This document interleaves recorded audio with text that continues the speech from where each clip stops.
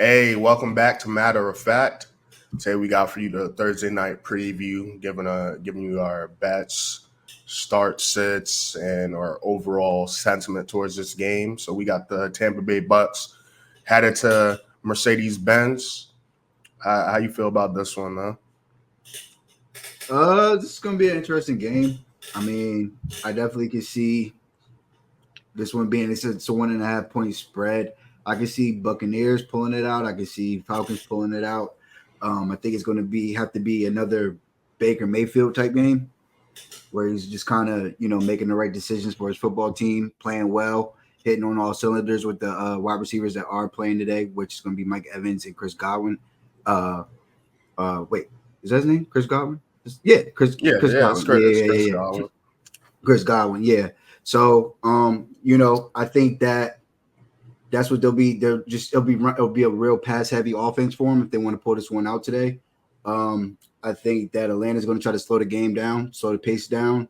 Kirk Cousins is going to try to make the right decisions. This is a primetime game. I know he has some type of narrative around him when it comes to Which that primetime narrative games. is overblown, by the way. He's really not that bad prime time. Like Yeah, so I mean, I don't the really pay actual attention stats, to it's that. just Yeah, yeah. but I know there's a lot of people, especially fantasy football owners, that are waiting for Bijan to pop off. I don't know if that's today, but the Tampa Bay Bucks, they are a little bit depleted when it comes to their defense right now. So Well, maybe Vita Vea's back. I think Cansey's back. So, um, I think to be honest, the only thing that's wrong this with is the a Bucks right very now, very long injury report, bro. yeah. But if you playing, you playing. Oh, I guess Cansey isn't playing. What type of injury Yeah. report am I looking at? Winfield's out, Cansey's out. They got three wide receivers out. Villa, I guess he's injured, but it Three wide doesn't say receivers he's out. out. Yeah, bro. Trey Palmer, Who cares? was this Jalen McMillan, and Okay. then It's Chris let's see. Godwin and Mike Evans playing. Is and then is Cade Otton good? Is Rashid White good? Is Bucky Irvin good? And they good in terms of offense. I do agree on defense, but like even when they played the Eagles, right? I was telling somebody this. I was telling my man's this, but I was like, look, you know, it's not going to be, they're not going to be able to run all over them the way whoever they played the week before did, because Vita Vea is there in the middle, and then Saquon on the goal line. They tried like 2 times with Saquon, and it was Vita Vea both times, like consecutive plays, making that stop on them. So, I'm not sure if it's going to be this one. They're going to have to get creative with it, but I think Winfield not playing is still pretty major. And the Bucs are coming off that Eagles beatdown. So they're probably feeling themselves right now, but this is a division game. I know they're taking this shit serious, but I don't know. I think I'm siding with the Falcons on this one. When it comes to a division Thursday night football game, I tend to lean towards who's home. And I mean, they're favored. They're favored by -2.5. So, 3 point game. I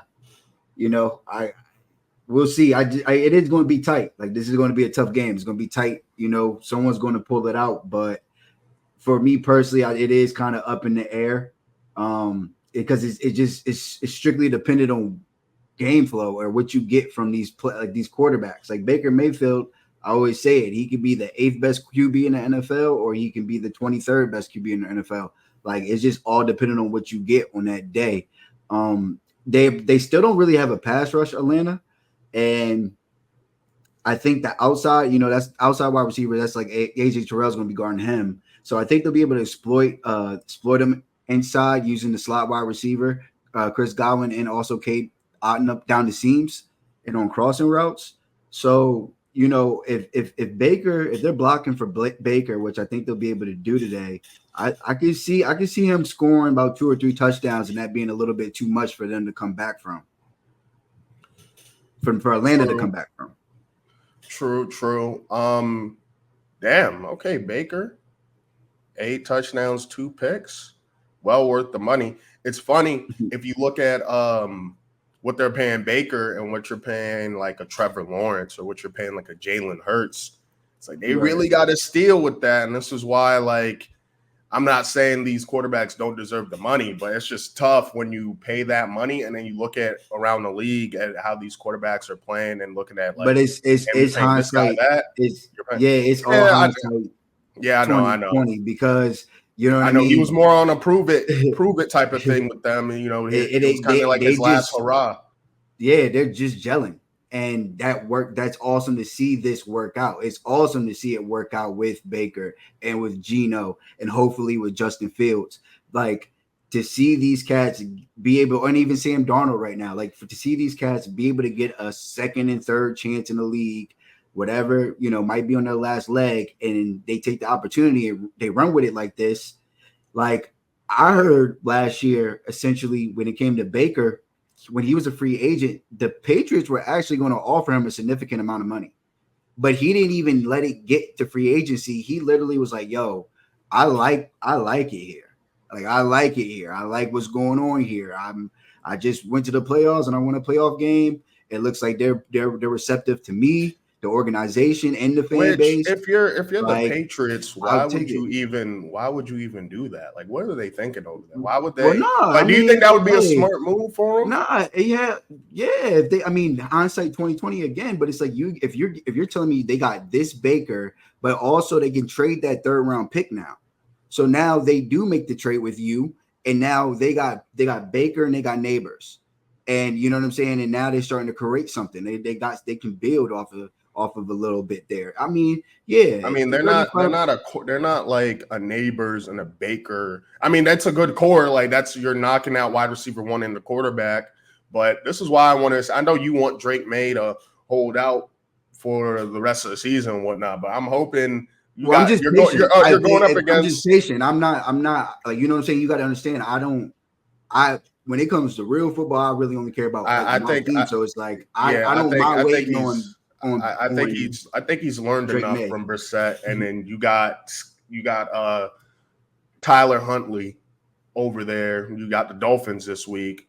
Man, go push him out, and you know what I mean. Like, hey, we'll see. Yeah, everybody has their own philosophy on it. Most fans are eager to see the product play.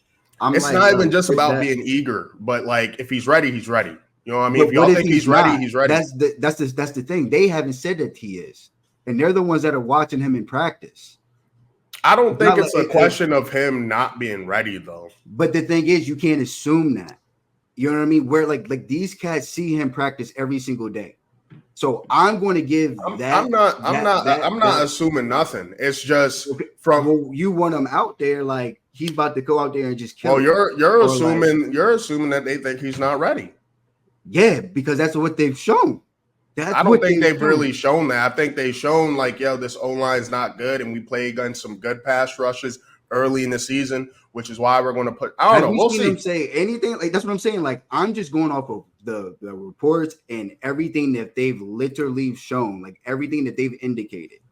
Like this is not how I feel about the situation. It's like this is what they've shown, and it's like if they're willing to wait for the QB and they think that's the best idea for them, let them do it.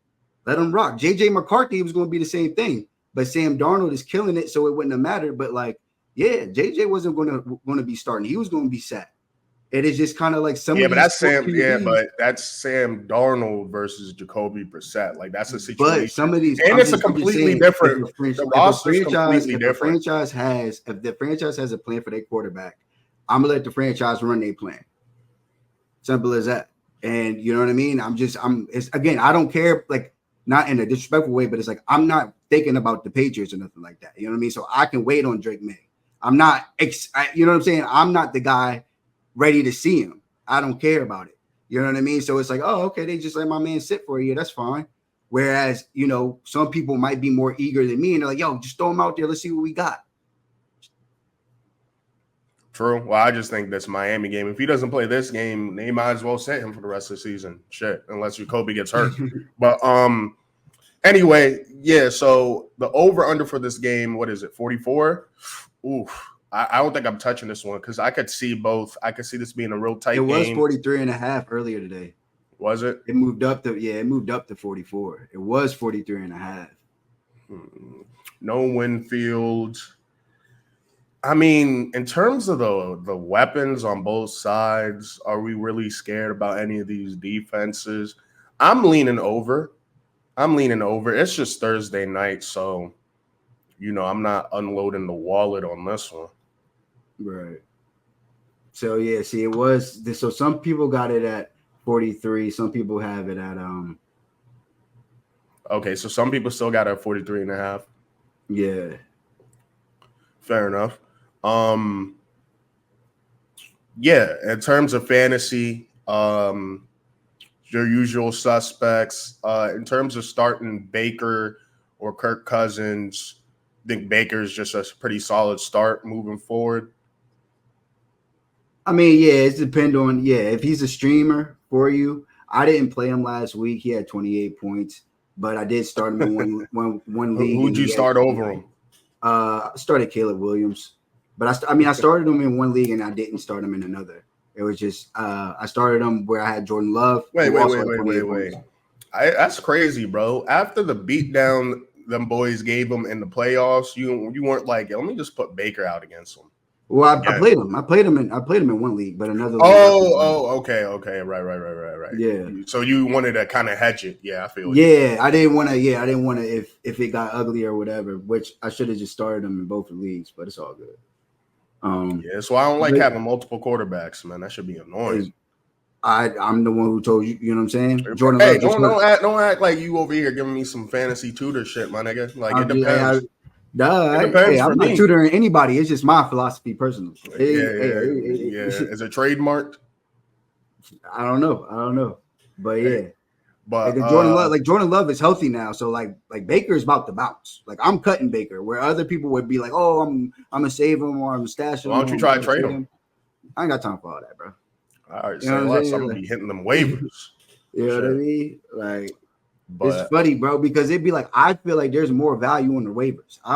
Free agents. I feel like a free agent still is more valuable than the trade. Like I got Trey Sermon. Trey Sermon about to start for 2 weeks. Running back, he's going to be a release of running back 12. Nah, he's going to do his thing. He's going to do his thing. I don't know why they still have JT on the injury report. Like, bro, he has a high ankle sprain.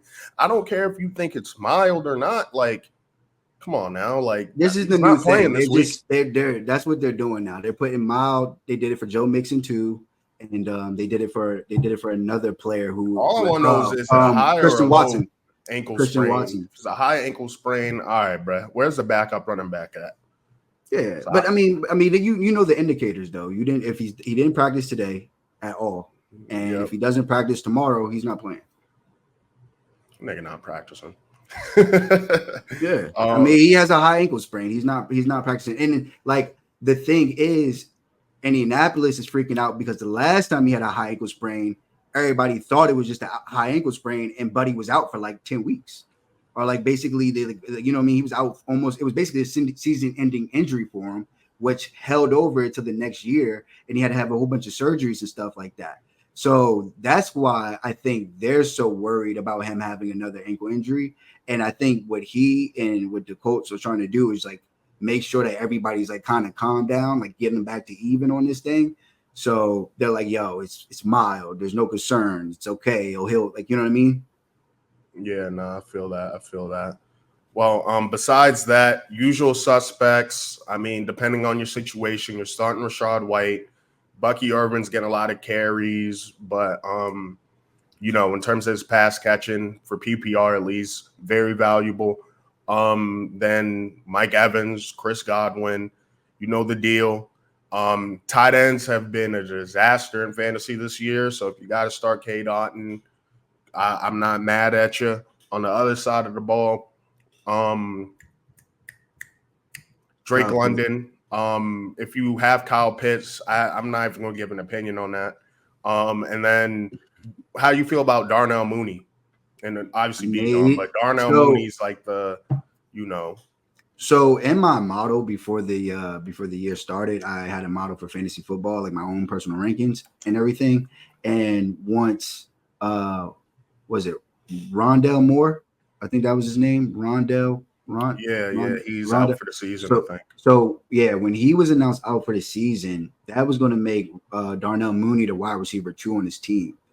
And my model had him getting close to 1,000 yards and having like 6 to 8 touchdowns.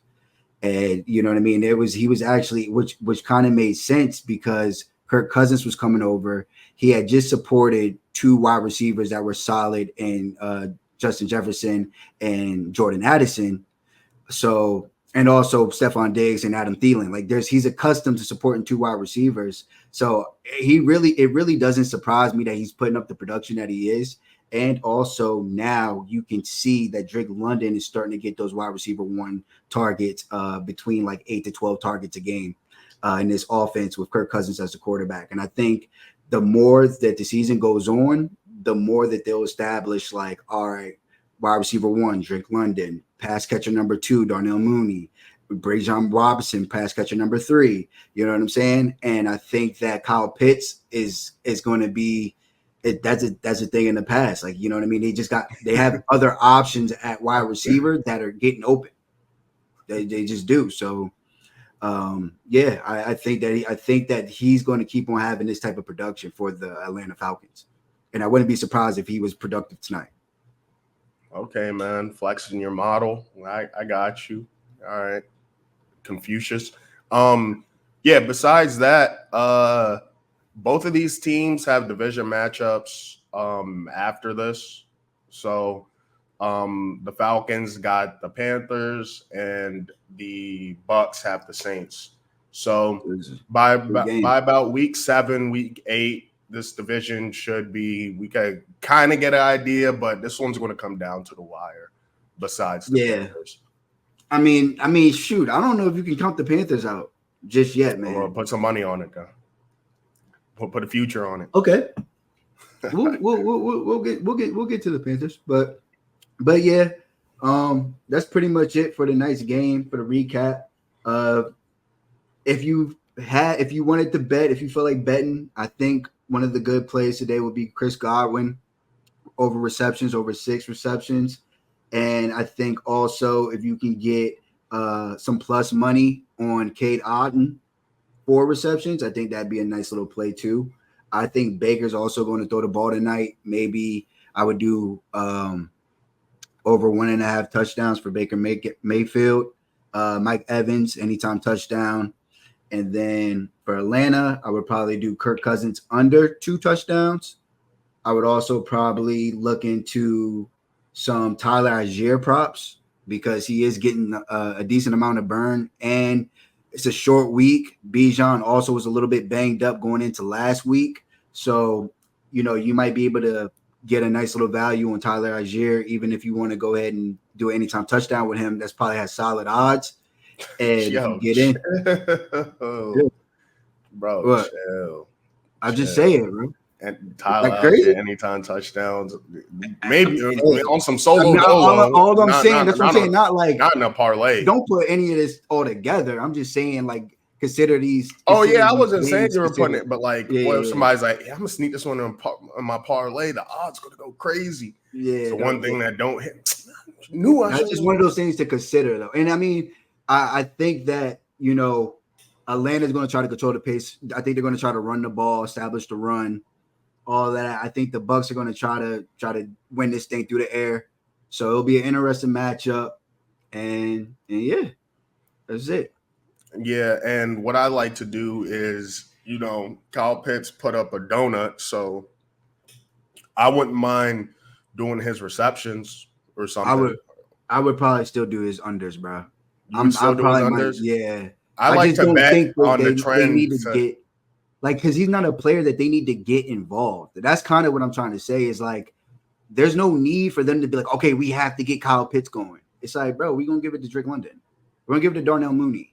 We got two good running backs. Or we're going to run it. Or we're going to pass it to Yo. Yeah, it's like, man, you the fifth option, boy. Yeah, even Ray McLeod is getting open as the wide receiver 3. So it's just kind of like,